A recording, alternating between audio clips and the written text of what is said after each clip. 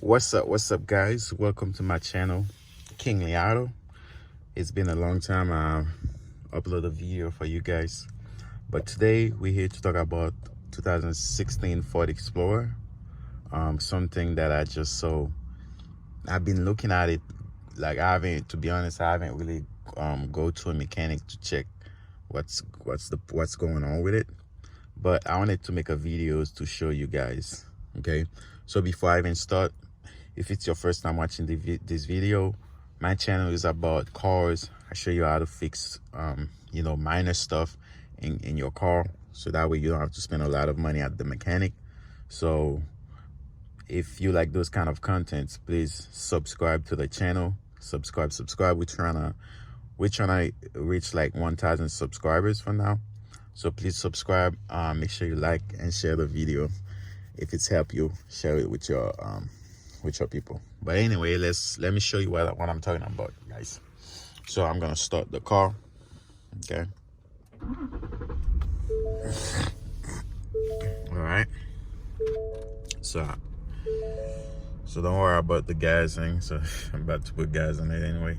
So now, as you guys can see, my tire pressure light is blinking, right? And look at this. So what do you guys notice? Okay, obviously you guys see that it's only reading one side. Okay, so that side needed air, and I just put air on it, right? So tell me why it's not reading the other tires.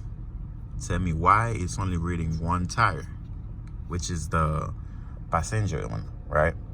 So, and as you guys can see, the light still blinking.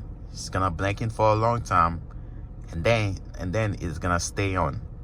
So according to this, it shouldn't stay on, because if all my tires reading good, it shouldn't stay on. And the only reason, the reason why I know all my tires pressure are good, like right now it just stopped, right?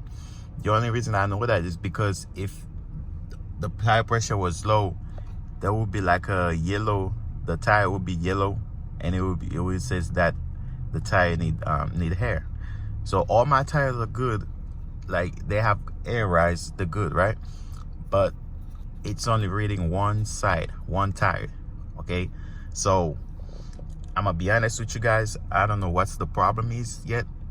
My thing is it might be something with the tire pressure sensors. I don't know yet, but if you guys do know, let me know in the comment section if you guys do know what's the problem is. Because I think it was like the computer needed to reset. I reset the computer of the car, and it's still doing it. It's been doing it for a long time. So whenever I find the solution, I'm gonna tell you guys what's the issue is. But if you guys know what's the problem, please comment under the video. All right, take a closer look. I know you guys see it, but take a closer look. All right, make sure you guys like, subscribe, comment. I'm out.